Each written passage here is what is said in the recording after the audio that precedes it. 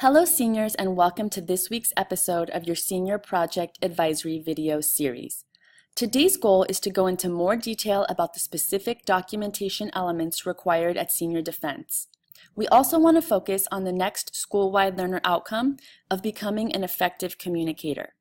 We at Helix want you to be able to participate in a variety of forms of communication, both orally and in writing, to be able to explain your learning about yourself, about your project, and reflect upon your high school experience through your online portfolio and your oral presentation at senior defense and senior boards.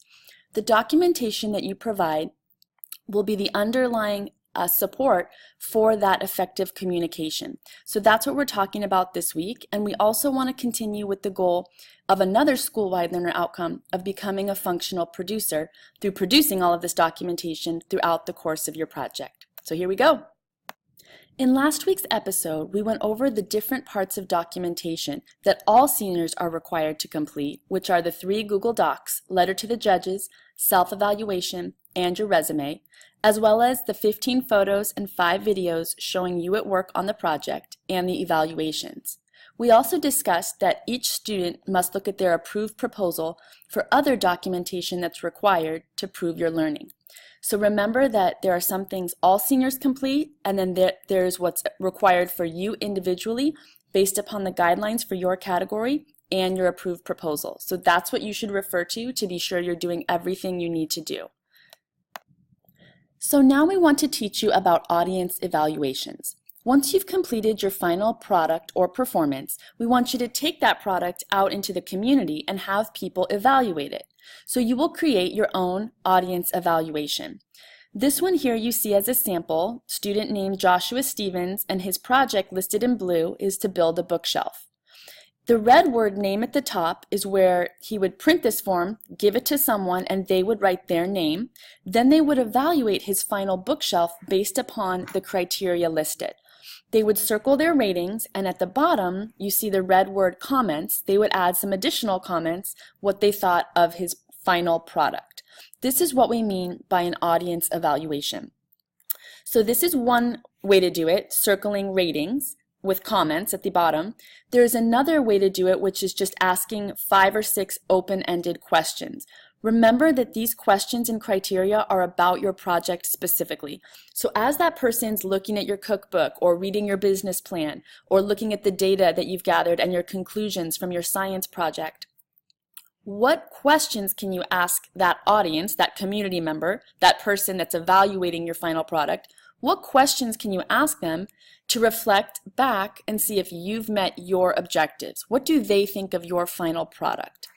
You want to be sure they write their name in the top and to be sure they have some comments at the bottom. So there are 2 samples, one like this and one that shows you some open-ended questions on the forms page of the Senior Project website. You just go down and click on Audience Evaluations.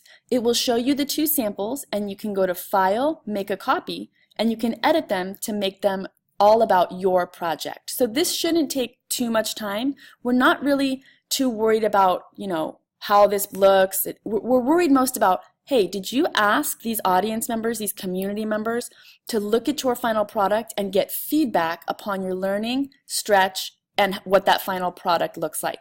Then you will have them fill it out with a pencil or pen, give it back to you, and you will keep those for senior defense. Now that we've talked about audience evaluations, we want to tell you about a consultant evaluation and client evaluation. These are very simple. For students, all you do is go to the forms page of the Senior Project website, go down to find consultant evaluation and client evaluation, print those forms, and then you just take that form to your consultant and the client form to your client and have them complete it. They can just write their answers on the form. You're going to want to take a clear photo, close enough so that the judges could read the answers, and that way you'll have that photo to put onto your online portfolio later. So keep the paper copy, but as soon as you take that photo, you'll know that you have it, it's always there, saved, and you're going to put that photo in your Google Drive, just like all the photos you've been taking for your project, all along the way. So now we want to teach you what must be online in your online senior project portfolio and what can be brought with you, physical paper copies to senior defense. So let's start with what must be online. The 3 Google Docs, the letter to the judges, the self-evaluation, and the resume will all be created as Google Docs and inserted to your online portfolio site. The consultant and client evaluations that we just went over, you will take a clear photo, and those photos will be put onto your senior project site. You will also be putting your 15 photos onto a Google Doc, and that doc will be put into your portfolio site. And as we know, your 5 video clips will also be put on YouTube unlisted. Unlisted just means they're not private, and they don't have to be public. So they don't need to be public. We don't need to be able to search for them. But private would mean that we would have to log into your personal account. Each judge would have to log in to see that YouTube video. So that's why you want to post them to YouTube as unlisted. As a helpful hint, as you're going, remember you can take your notes in a Google Doc form. Anything you have, such as receipts or other items, take photos as you get them. That way you always have the photos and you put those photos into your Google Drive. This way you don't have to scramble at the last minute to find the receipts, the notes, anything else. If you've been doing it online and taking photos as you go, it's all right there. And put it in your senior project folder in your Google Drive that we spoke about last week. So now we want to talk about what you can bring with you to senior defense. We know that if you're collecting many audience evaluations or student work samples, or perhaps you have face palettes for a cosmetology project, we don't expect you to scan all these items and put them in your online portfolio. You can if you'd like, and that does often look very professional, but we don't want it to be overly burdensome. So what we mean is you can bring these with you in a folder or binder to senior defense, and the judges will look through them during your senior defense appointment. So if you have these things in paper copy, that's okay. But remember, the upside about paper copy is you just bring it with you. The downside is if you lose these items, you will be stuck going back and redoing notes, redoing vocabulary, having audience members, community members fill out these evaluations.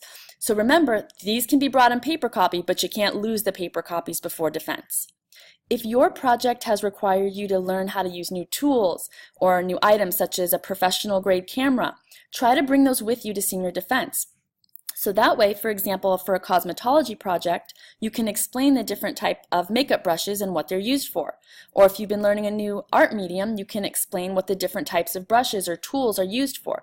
This is a great way to show your learning and show judges just how much you've done, that you've learned all of this new, not just information, but new skill that you've applied through the use of these tools. So now that we've gone into more detail about the documentation and how it supports our school-wide learner outcomes of becoming an effective communicator and functional producer, we want to look to next week. We will focus next week on the letter to the judges and resume, so you will know what these look like and what's important to include and focus on when you're creating these documents. Our best advice is to start working on your project now. Leaving it till the last minute will force you to try to learn a lot of skills in a quick manner, and when you're hustling like that, it's hard not to want to cut corners. So start now, start learning. Just find a YouTube video that looks based upon your project and start taking some notes. Email your consultant, start a practice piece, start doing some observations.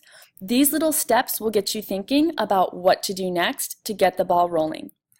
Now it is time to go to the Senior Project webpage to find the link for the Class of 2018 Senior Project videos. Scroll down to today's date to find your quiz. We'd love to see more seniors, and in fact all seniors, taking the quiz, not just because you could win a weekly prize, such as candy, college t-shirts, lanyards, backpacks, but also because we want you to learn this information so you're able to apply it at the end. As a reminder, all the weekly winners are also entered in a drawing toward the end of the term for those bigger, more exciting prizes. Free yearbooks, free prom bids, things like that. So go ahead to the Senior Project website, take the quiz to show us what you've learned from this week's video. Thank you for your attention, and we'll see you next week.